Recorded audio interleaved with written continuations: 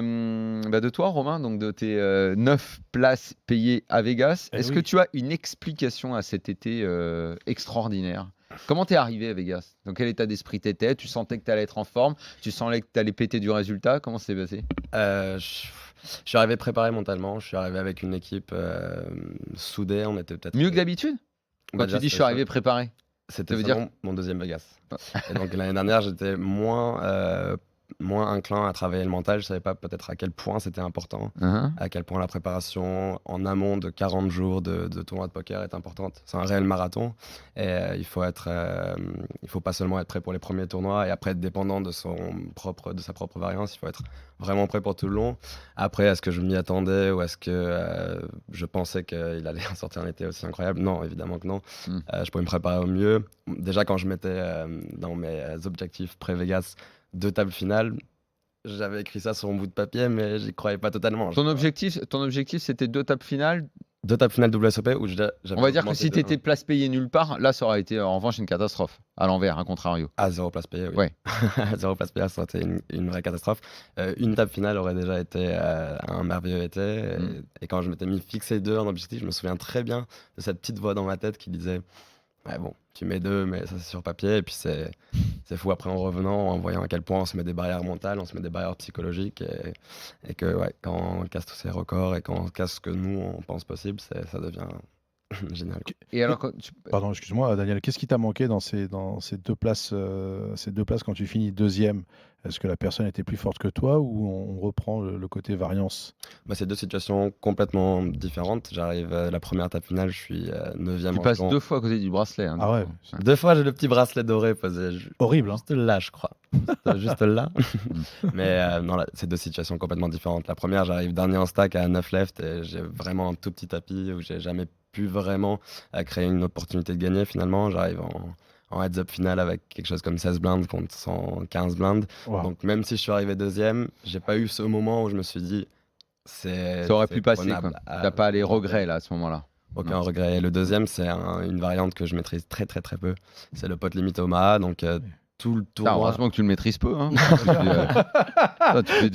Tu fais deuxième, tu prends 293 000 $. Heureusement que tu maîtrises pas beaucoup. Hein. Il y avait beaucoup moins de préparation en amont, en tout cas pour le pot limit Omaha. Et donc, du coup, je m'étais mis aucune pression. Et c'était vraiment à chaque moment de l'avancée du tournoi, ça me surprenait de plus en plus. Et là, c'était peut-être ma plus belle occasion de gagner le bracelet. Mais je pouvais pas être déçu du résultat parce que c'était déjà magique en soi. Quand tu dis préparation mentale, cette année différente, c'est ton deuxième Vegas, bah, ça consiste en quoi? T'avais un mec qui était avec toi tout le temps ou c'est avant de partir que tu as fait des séances?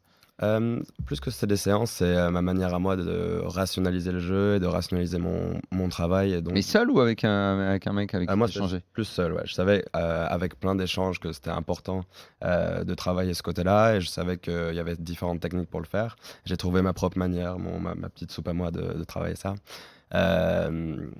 Assez bizarrement, je me crée. Mais en parlant aussi avec les autres membres du team, Ouais, carrément. comment vous étiez installés cette année? Nous étions Villa entre 10 et 15, je crois, dans une grande Vegas, grande villa. une grande villa à 15 minutes du strip de Vegas. Quoi.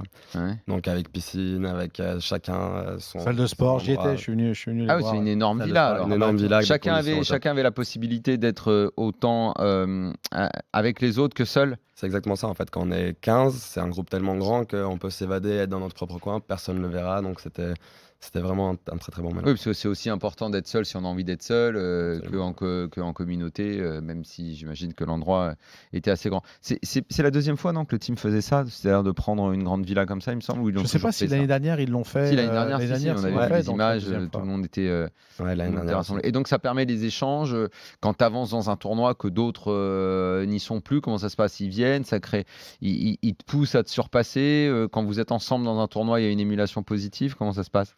Il y a une émulation positive tout au long de l'année, pas que à Vegas, vraiment tout au long de l'année, dans les moments difficiles, dans les bons moments. Et on sait que Vegas, c'est notre Coupe du Monde à nous, c'est notre championnat. Et quand le tournoi est avancé, on a vraiment du soutien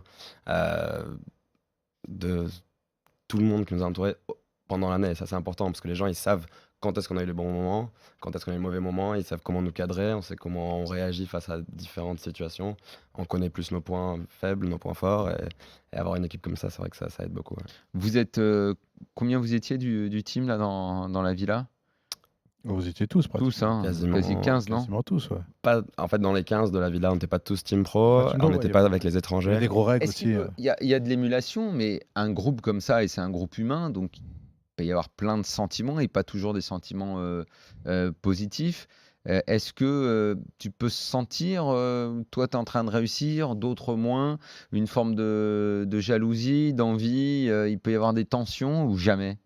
Parce que même dans les équipes de foot, dans les clubs, il peut y avoir ce genre de rapport, des tensions comme ça. Là, comment ça peut se passer là? J'ai envie de dire C'est que idyllique, c'est que c'est- formidable? c'est dans le passé en tout cas, ou pas dans mon groupe, mais c'est évident que chaque personne réagit différemment grâce au succès de l'autre. Jusque nous, on travaille ensemble tout au long de l'année. C'est-à-dire qu'on va avoir énormément d'échanges jour après jour et on va sentir presque notre part de réussite dans la réussite de l'autre. On va Ah dire, oui? si cette personne réussit, c'est pas seulement grâce à elle, seulement à c'est grâce à ce travail qu'on a eu tout au long de l'année.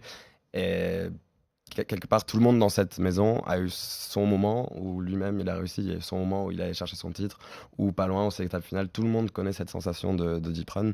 On n'est pas dans une villa où les gens sont Chacun de leur côté. chacun de leur côté. Ouais, puis dans- Stéphane Matteux fait un super boulot d'ailleurs. C'est pour Oui, ça, c'est lorsqu'il lui recrute, il qui est recrute qui est le en trait fonction. Steph est le trait d'union entre vous Ouais. tous, quoi. Et là, je Ouais. crois vraiment que on doit être franchement l'équipe de poker la plus soudée sur la planète, quoi, c'est sûr. Quoi. Oh, Ah, si. c'est simple. Non, non, mais j'en suis même sûr, même plus que ça.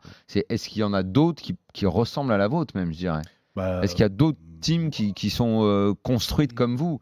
C'est Non. quelque chose de complètement unique dans le monde du poker aujourd'hui, le Team Wina, les mecs unis qui sont des. Même si vous n'êtes pas ensemble toute l'année, mais il y a un vrai lien fort entre vous, avec un type au milieu qui est le trait d'union, qui s'occupe de quasiment tout pour vous, quoi. C'est sûr que sur Qui le. est coach, mais qui est même plus que coach. C'est rare, normalement, le poker, c'est fait de plein de mecs qui vivent leur aventure dans leur coin. Mm. Là, c'est assez extraordinaire, Je vous, pense ce que que vous sur vivez. sur le circuit professionnel et international, on est la seule équipe qui Ah ouais, fonctionne qui comme ça. fonctionne comme ça, ouais. Ouais. Après, on peut avoir dans des clubs, par exemple, des gens qui sont très soudés aussi et qui avancent ensemble et qui profitent de la réussite des autres. Mais à un niveau beaucoup plus bas, on doit être le seul sur le circuit professionnel, c'est sûr. Tu reviens de Vegas avec ces résultats. Tu te sens différent, tu augmentes tes ambitions, tu veux travailler plus, faire plus de tournois. Qu'est-ce que ça change concrètement? Est-ce qu'on se sent différent? C'est compliqué parce que Vegas, c'est tellement long que. Le regard des autres change? Même les mecs du team, tu as dit, tiens, le petit maintenant, c'est costaud, quoi. Je crois qu'il aime pas que tu l'appelles le petit, Daniel. Ah bon, On avait dit ça merde. dans l'intro déjà, je crois. Mais c'est pas grave. Je crois. Tu l'avais dit dans l'intro? Non, mais attends, Putain, attends. mais Michel, tu dis rien aussi. Mais attends, D'Ahmed. Je te dis tout à l'heure, je t'envoie des coups de pied. J'ai pas dit que Daniel, c'est Jamel plus que Darman. Non, D'Ahmed. Ah, D'Ahmed, Il y a un d'accord. côté à la dent, ça fait plaisir. Très bien, ok. J'avoue que je connaissais pas ce prénom. Autant D'Ahmed. Jamel, je connais. Darman, j'ai Ouais, c'est un entendu. peu comme Bachloud. Un Ouais. mélange de Mouloud et de Bachelor. C'est bon, allez. Bon, donc, je te promets, je ne fais plus aucune allusion ni à ta jeunesse ni à ta carrière. Non, non, Pardon. Voilà. J'ai dit le petit. Michel me surveille. Donc, Ok, je sais Darman. plus, on disait quoi du coup? Est-ce qu'il y On avait. disait que tu reviens avec le regard des autres et toi, la façon dont ces résultats peuvent te changer. Je pense que dans la définition des objectifs futurs, c'est tout à coup beaucoup plus simple. Hein. On va pas dire l'année prochaine, je vais pas viser un bracelet ou je vais pas viser mieux que l'année dernière, je vais toujours viser plus. Et après viennent des classements qui sont issus de certains sites comme Global Poker Index ou le classement des WSOP de l'année, qui sont informels nom que d'un je coup, lis et que je me dis, bon, bah ok, maintenant, si je T'es suis, là, quoi. si je suis 30e ou 20e à ce classement, bah, je vais viser le top 10, bah, je vais viser le top 5. Et je le vois, les noms des joueurs dans ces classements-là, c'est des joueurs que j'admire énormément, que j'admirais il y a des années avant et que je me fixais comme objectif lointain de faire partie de ces joueurs dans quelques années. Maintenant, la chance d'y être maintenant me pousse à travailler énormément et me pousse à jouer plus. Quand tu es revenu de Vegas, tu es allé à Barcelone, tu as joué des tournois que tu n'avais pas l'habitude de jouer. Euh, J'ai joué un programme T'as que pas fait un j'ai déjà 25 000? joué un peu partout. C'était mon 3e tournoi à 25 000. Ouais. Donc j'avais déjà T'as déjà goûté à ça, quoi. quasiment 2 ans avant. 2 ans avant, j'avais joué un tournoi à 25 000, donc c'est des tournois que j'avais déjà joué. Mais maintenant, je me Et ça prépare veut à dire les, que ça à les peut jouer devenir plus fréquent maintenant? d'une manière, Ah ouais, voilà. d'une plus grosse régularité, d'une plus grosse fréquence. Et ça va avec mes objectifs, quoi. Ça va aussi avec les gens autour de moi dans ces classements. Ils font tous ces tournois-là, donc c'est très difficile finalement d'être dans cette compétition-là si je ne joue pas les tournois les plus relevés. Quand on a pris maintenant, t'en es à 1,5 million de gains en tournoi. Quand tu commences ta carrière, il faut bien dire que le poker, tes joueurs, bah, tu dois en vivre, forcément. C'est des voyages, c'est des frais. Tu joues aussi, enfin, j'allais dire aussi, non, tu joues parce que ça te plaît, mais parce que ça te fait gagner de l'argent aussi. Une fois que tu as encaissé ça, est-ce que la tranquillité que ça t'apporte d'avoir ces gains a une conséquence sur ton jeu? Est-ce que tu joues plus libéré parce que tu n'as plus la peur du gain, la peur de l'argent, de ce que tu vas gagner ou perdre? Ou ne pas gagner en tout cas, parce que tu as prévu, j'en sais rien, sur les 6 prochains mois, si tu gagnes pas, comment tu vas faire pour payer tes hôtels, payer ta bouffe, payer ta vie, quoi. Mais Maintenant que tu as cette oseille de côté, est-ce que tu es plus tranquille par rapport à ça? Et donc plus apte à bosser ton jeu de façon plus peinarde, quoi. À la base, il y a une vision beaucoup plus long terme. C'est-à-dire que même quand je jouais ces tournois, je me prépare à jouer des séries de tournois pour au moins l'année ou l'année et demie à venir. Et forcément, quand on fait des gros résultats, ça va nous conforter, mais c'est à double tranchant. Si ça nous conforte trop et qu'on arrive sur des tournois en mode j'ai déjà réussi, j'ai déjà gagné ces chiffres-là, on risque d'échouer, on risque d'être moins focalisé que la première fois qu'on était sur ces tournois-là. Et il y a le côté où, ouais, forcément, ça nous libère mentalement, mais il faut quand même garder sa tête à la compétition, garder sa tête aux choses qui sont importantes. C'est une forme de se relayer. légitimité, que ce soit par rapport aux proches, je sais pas quel rapport tu as avec tes parents et tout, mais c'est quand on se dit, tiens, je vais me mettre à jouer au poker. J'imagine autour de toi, on doit dire, oh là là, quel taré celui-là, qu'est-ce qu'il va nous faire?